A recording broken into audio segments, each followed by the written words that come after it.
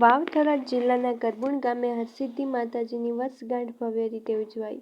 વિધાનસભા અધ્યક્ષ સહિતના દિગ્ગજોની ઉપસ્થિતિ. વાવ થરાદ બનાસકાંઠા જિલ્લાના થરાદ તાલુકાના કરબુણ ગામે હરસિદ્ધિ માતાજીની વર્ષગાંઠની ખૂબ જ ધૂમધામથી અને ભક્તિસભર માહોલમાં ઉજવણી કરવામાં આવી હતી. આ પ્રસંગે ધર્મ અને રાજનીતિનો ત્રિવેણી સંગમ જોવા મળ્યો હતો, જેમાં મોટી સંખ્યામાં ભક્તો અને રાજકીય આગેવાનો ઉમટી પડ્યા હતા. સંતો અને મહંતોના આશીર્વાદ. આ મહોત્સવમાં રાજસ્થાનના સેંડા રાજેશ્વર મંદિરથી પધારેલા ભગવતીબાઈ માતાજી વિશેષ આકર્ષણનું કેન્દ્ર રહ્યા હતા. તેમના સાનિધ્યમાં ભક્તોએ ધન્યતા અનુભવી હતી. આ સાથે જ પંથકના અનેક સંતો મહંતોએ હાજરી આપી આશીર્વાદ પાઠવ્યા હતા. કરબુણ નાગરવનજી બાપજીના વ્યસનથી દૂર રહો, શિક્ષણને આગળ લઈ જાઓ અને ધર્મમાં પૂર્ણ ભાગરૂપ બનો. રાજકીય દિગ્ગજોની હાજરી. માતાજીના દર્શનાર્થે બનાસકાંઠાના દિગ્ગજ નેતાઓ એક મંચ પર જોવા મળ્યા હતા, જેમાં શંકરભાઈ ચૌધરી, અધ્યક્ષ ગુજરાત વિધાનસભા, માતાજીના ચરણોમાં શીશ ઝુકાવી જિલ્લા સુખાકારી માટે પ્રાર્થના કરી હતી. જ્ઞાનીબેન ઠાકોર સાંસદ. ભક્તો સાથે મળીને દર્શનનો લહાવો લીધો હતો. માવજીભાઈ પટેલ પૂર્વ MLA, 20 મુદ્દા અમલીકરણ હાઈ પાવર કમિટીના સભ્ય તરીકે હાજરી આપી હતી. ગુલાબસિંહ રાજપૂત, પૂર્વ MLA, થરાદના પૂર્વ ધારાસભ્યએ પણ માતાજીના આશીર્વાદ લીધા હતા. મોગીલાલ પટેલ, જિલ્લા શિક્ષણ સમિતિના પૂર્વ ચેરમેન પણ કાર્યક્રમમાં હાજરી આપી હતી. ભક્તિમય માહોલ. કાર્યક્રમ દરમિયાન માતાજીના મંદિરે વિશેષ પૂજા અર્ચના, ધ્વજારોહણ જેવા ધાર્મિક કાર્યક્રમો યોજાયા હતા. સમગ્ર કરબુણ ગામમાં જય હરસિદ્ધિના નાદથી ગુંજી ઉઠ્યું હતું. ગ્રામજનો દ્વારા તમામ મહેમાનોનું ભવ્ય સ્વાગત કરવામાં આવ્યું હતું અને મહાપ્રસાદનું પણ સુંદર આયોજન કરાયું હતું.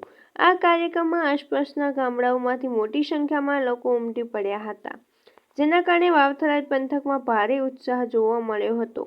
Bureau PJ Chaudhary, Vav Tharad.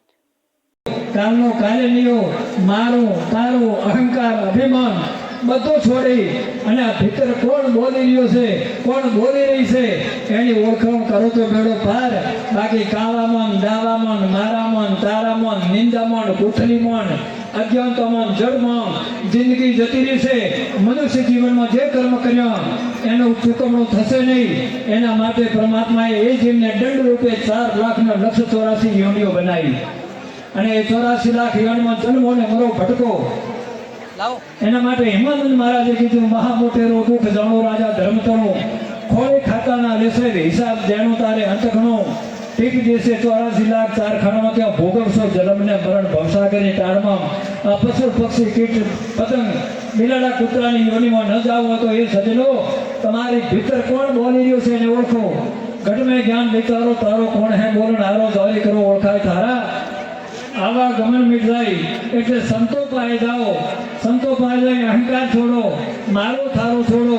બાકી અહંકારથી ભક્તિ તો રાવણે પણ કરી હતી, કમળ પૂજાઓ ખાધી હતી, હજારો દાખલા એમને તપ કરી વરદાન મળ્યા, પણ જેણે અહંકારથી જે કર્યું આખીમાં પતન થઈ જાય. દરેક બેન માતાઓનો ધર્મ, આ મૂળ ધર્મ આપણા માતાજીએ સંભળાયો. અત્યારે ઘરનો પાયો, સનાતનનો પાયો હોય તો માતૃશક્તિ છે.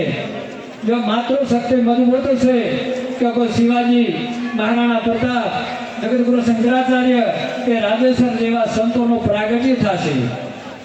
બહેનો માતા કર્યું છે આપણા થરાદને પણ હમણાં તમે બધાએ એની પ્રગતિ જોઈ રહ્યા છો, એનો વિકાસ જુઓ છો અને આજુબાજુથી પણ બધા લોકો જોવા આવે છે કે ડેવલપમેન્ટ વિકાસ શું હોય. તો આપણા થરાદને આપણે બધાએ ભેગા મળીને, હું એકલો નહીં, આપણે બધા ભેગા મળીને, પ્રજાજનો ભેગા મળીને, સરકાર ભેગા મળીને, અહીંના સમાજ જીવનના તમામ લોકો ભેગા મળીને, તમામ જ્ઞાતિ સમાજો ભેગા મળીને, સાથે મળીને આપણું થરાદ એ માત્ર ગુજરાતમાં જ નહીં પરંતુ દેશભરની અંદર શ્રેષ્ઠ બને એના માટે આપણે પૂરી મહેનત કરવી છે અને એમાં મારે તમારા બધાનો સહયોગ જોઈએ. અને હું આભાર થઈશ, તમામનો આભારી થઈશ કે હમણાં 26 જનવરીનો કાર્યક્રમ, જે ગાંધીનગરનો ઝંડો આપણા થરાદની અંદર તિરંગો લહેરાયો અને એમાં થરાદના પ્રજાજનોએ જે પ્રેમ અને લાગણી આપી એના કારણે કરીને આખા રાજ્યની અંદર એવું લાગ્યું છે, રાજ્યની સરકારને પણ એવું લાગ્યું છે કે થરાદને વિકાસ જોઈએ છે. થરાદને આગળ વધવું છે, થરાદને પ્રગતિની દિશામાં આગળ વધવું છે. અને એના કારણે મને પણ કામ કરવામાં એક નવું બળ મળશે, નવી શક્તિ મળશે.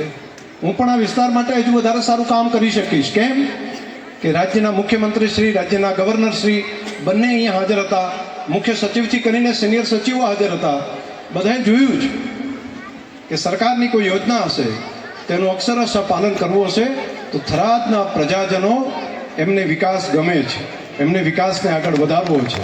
એટલા માટે કરીને આ નવા બજેટમાં પણ આપણા થરાદ જિલ્લા માટે, આપણા થરાદ વિસ્તાર માટે આપણે હજુ વધારે સારું કામ કરી શકશું. અને કામ કરવામાં તમારો આ જસ શંકરભાઈનો નથી, આ જસના ભાગીદાર તમે બધા છો. તમારા કારણે આ શક્ય છે, તમારા કારણે આ થઈ શક્યું છે. હું એકલો કશું ન કરી શકું.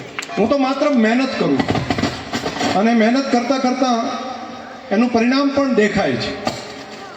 એક જે આપણી માગણી વર્ષોની જે હતી, નર્મદાનું પાણીથી આપણા વિસ્તારના તળાવો ભરાય અને બધાનું એવું કે જેટલો મોટાભાગનો 70% જેટલો વિસ્તાર આપણો થરાદનો બાકી રહી ગયેલો છે, તો એનું કામ અત્યારે ધમધોકાર ચાલુ છે. અને એવડી મોટી પાઇપો નખાય છે કે હું અંદર ઊભો રહું ને તો મારે હાથ ઊંચો કરવો પડે. એવડી મોટી પાઇપો સાથે તળાવો ભરવાનું કામ ચારે બાજુ ચાલી રહ્યું છે. આ કામ પણ આપણે સમય મર્યાદામાં પૂરું કરવું છે. શિક્ષણને પકડી લેજો, શિક્ષણ પકડીને આગળ વધો. શિક્ષણ બેડો પાર કરી દેશે અને વ્યસનને બિલકુલ દૂર કરી દો. વ્યસન સંપૂર્ણ બંધ અને શિક્ષણ યુક્ત આખો પરિવાર, આખો સમાજ એ જ આગળ વધી શકશે. અને ત્રીજું મારે અભિનંદન આપવા છે. અહીંયા ગેનીબેન હમણાં વાત કરતા હતા આપણા સંસદ સભ્ય શ્રી કે સામાજિક સુધારણા, તો એમણે સમાજ સુધારણાનું ખૂબ સારું કામ કર્યું. હું એમને સમાજને પણ અભિનંદન આપું છું કે સમાજમાં ખોટા રિવાજો બંધ કરીને, વ્યસનો બંધ કરીને તમે આ કામ કર્યું છે. એ અનુકરણીય કામ છે, એના માટે અભિનંદન. અને આપણે પણ એક વ્યક્તિએ, મેં ત્યાં વાત કરી હતી ભાભરમાં કાર્યક્રમમાં, માન્ય સંસદશ્રી હાજર હતા, ત્યાંના ધારાસભ્યશ્રી પણ હાજર હતા, અમે આગેવાનો હતા ભાભરની બોર્ડિંગમાં. અને ત્યાં જઈને વાત કરી હતી કે ખોટા મેળાવડા ઓછા કરાય, બોલાવણાના ખર્ચા ઘટાડવા પડે, વ્યસનો બધા બંધ થવું પડે, શિક્ષણમાં ખર્ચો કરવો પડે. તો આપણે થોડું ધીમું ધીમું કર્યું ભાભરથી. બધા હવે ગઈકાલે મળ્યા, પણ જ્ઞાનીબેનની બધા વહેલા જાગ્યા અને એમણે વહેલા જાગ્યા અને વહેલા જાગીને એમણે બાકીના લોકોને પણ પ્રેરણા આપવાનું કામ કર્યું છે.